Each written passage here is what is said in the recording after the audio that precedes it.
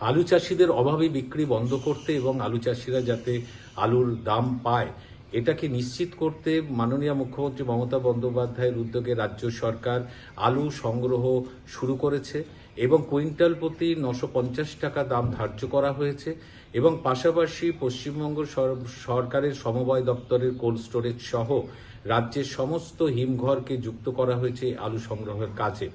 এবং বিশেষ করে যারা ক্ষুদ্র চাষি আলু চাষ করেন, অল্প জমিতে আলু চাষ করেন, তাদের জন্য হিমঘরগুলোতে 30% জায়গা সংরক্ষণ রেখেছে রাজ্য সরকার। এছাড়াও এই রাজ্য থেকে যাতে অন্যান্য রাজ্যে আলু রপ্তানি করতে পারে, অর্থাৎ আন্তঃরাজ্য যে আলু ব্যবসার যে কাজ সেটাকে সরকার মান্যতা দিয়েছে। রাজ্যের আলুর যে প্রয়োজন, আলু যে প্রয়োজনীয়তা আছে সেই প্রয়োজনটাকে পূরণ করে আলু চাষিরা অন্যান্য রাজ্যেও আলু রপ্তানি করতে পারবে।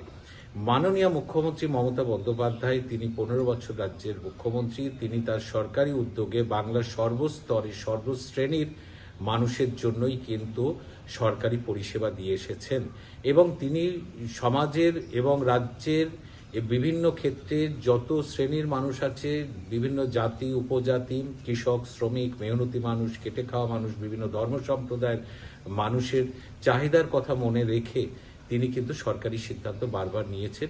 এটা হচ্ছে তার একটা প্রকৃষ্ট উদাহরণ। আমাদের হুগলি জেলা সহ বেশ কয়েকটা জেলায় প্রচুর পরিমাণে আলু চাষ হয়।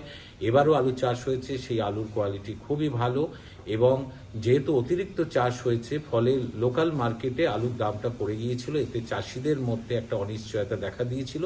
সেই অনিশ্চয়তা কাটিয়ে দিলেন রাজ্যের মুখ্যমন্ত্রী, আমাদের সকলের প্রিয় মাননীয় মমতা বন্দ্যোপাধ্যায়। এখন আলু চাষিরা তারা অন্যান্য রাজ্যেও আলু রপ্তানি করতে পারবে। পাশাপাশি রাজ্য সরকার কোল্ড স্টোরেজের মাধ্যমে আলু সংগ্রহ করবে, 950 টাকা কুইন্টাল প্রতি আলু সংগ্রহ করবে। এতে একটা ভারসাম্য তৈরি হবে, আলু চাষিরাও বাঁচবে, সাধারণ মানুষও তার একটা আয়ত্তের মধ্যে দামে আলু কিনতে পারবে। নমস্কার।